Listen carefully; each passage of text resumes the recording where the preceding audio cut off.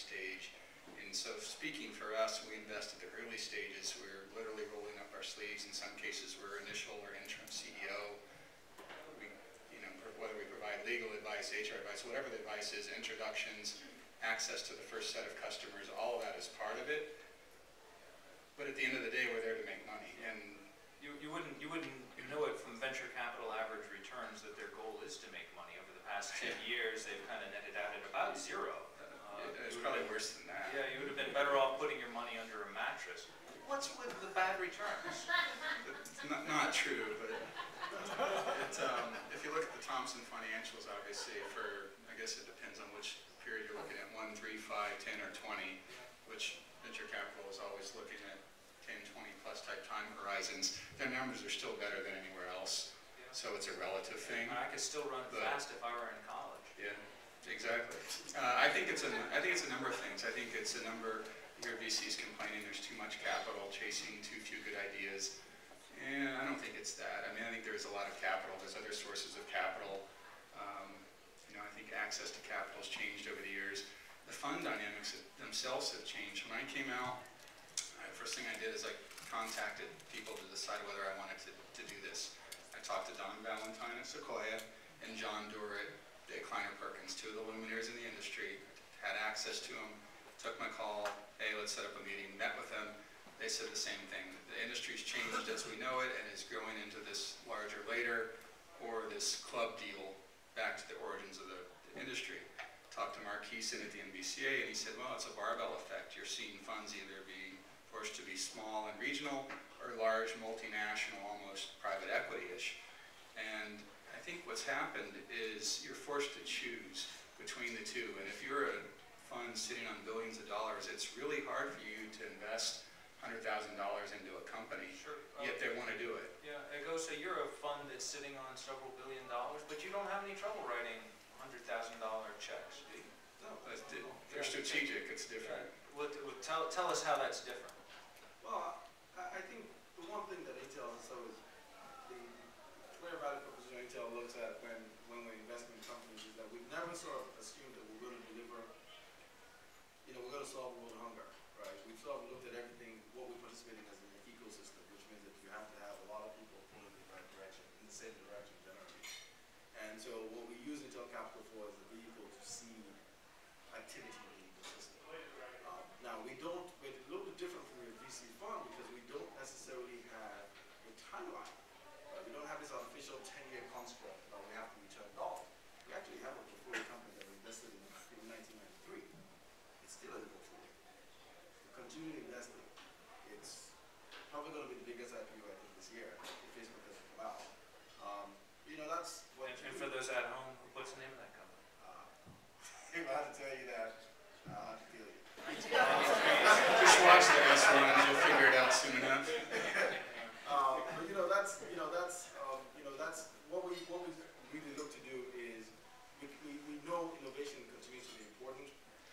We know, and I don't usually like to get into propaganda, but we also know that entrepreneurs have a lot of value to add in any economy, right? And so, you saw what we announced today. What about venture capitalists? Do they have any value to add in the economy? Some. Some do. I've seen a variety of VCs, and I'll be candid. I have the philosophy about venture capital and working hard, but there's also a philosophy which is that I'm not front and center, right? I mean, where I come from, I'm Nigerian, and we have a king where I come from. And what's fascinating, which I've always admired, is that when the king dies, there is a selection process, and the council of kingmakers actually most people don't know who they are, right? And it's an interesting and subtle thing because even with all that power, you're not allowed to exercise that publicly, right? And that I think is where VCs need to be.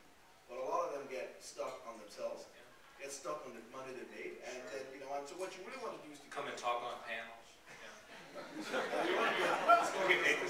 This is called deal sourcing. But so from our perspective, we want to continue to encourage entrepreneurs. Not every entrepreneur's business, honestly, is ideal for VC. That's the bottom line. Most aren't. And so it's okay to accept that, right? It's not, and I think to Stu's point,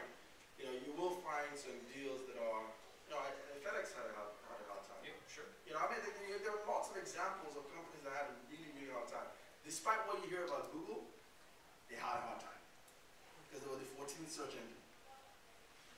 So yeah, revisionist history and all that aside. So I think really what you really have to do when you're looking at venture and looking at sources of dollars is, look first of all inwards. Get as many people. What's that classic rule? When you're looking for advice, you'll get money. And when you're looking for money, you'll get advice. Right? And going out there to really ping people to say, does this thing make sense? Now, there's also trusting your own instincts. And if you fail, that's fine. You fall 7 times, you get up 8.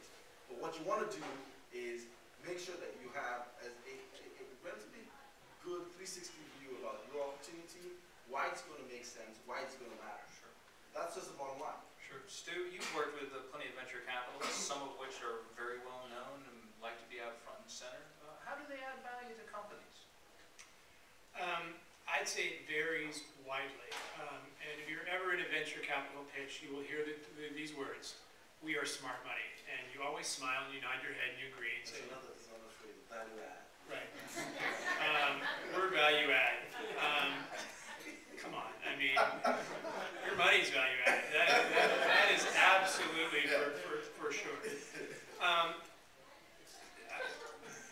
VCs can be value add. I mean, first and foremost, you're out raising money, raise money. Secondly, if you can find a VC that you think can be helpful, VCs can be extremely helpful, but there's a couple of forces you need to work around to make that happen. One is when you're raising money, don't just look at the VC, look at the partner who's leading the deal, because that partner will be your board member, that partner will be your sponsor, that partner will be fighting for you, defending you at his partner meetings when you need that next round of capital. That partner will be on the phone helping you with business development relations, hopefully will be helping you hire. And then that partner in that firm becomes your partner. And that partner is probably sitting on 6 other boards too. You need to really diligence this person as hard as they're going to diligence you. I mean, they're going to call, if you've ever raised money, you know that they will call your references going back many years to find out what kind of person you are. You should do the exact same thing with the VCs you're working for. And a good VC will add a ton of value. Sequoia was tremendous, and Roelof especially was he helped me recruit top people. He helped me get into Google, which nobody was able to do at the time doing what we were doing. He helped me do a lot of things, but I think someone like that is top tier, but again, you should be interviewing your VC as much as they're interviewing you. Yeah, that's a good thing to keep in mind. What if I'm a startup out here, a potentially entrepreneur? How do I approach one of you guys to get your money or your value add? Give me use your product. It's like, hand me a card, say, check this out, give me a reason to check it out. By the way, I tend to do consumer internet stuff, so it's stuff that I can play with. Get me hooked on it. That is one sure way that you'll get me interested. Yeah, get you hooked. Mark? Yeah, I mean, I want to genericize it on how do you raise venture capital. I think it's fact specific based on who you are as a person or who you are as a team, what your company's doing, what product or service you're doing. What's the best way to get to you? To me personally, I mean, look, we do seed early stage tech and life science. I'm the tech partner. Done everything from semiconductor to consumer internet to mobile, telecommunications stuff. So if it's an area of interest, it's really simple. You go look on the portfolio. Clearly, I'm interested because there's a partnership of 2, and I'm the one that does technology. You look at the tech companies. Gee, I have an interest in pretty much anything mobile.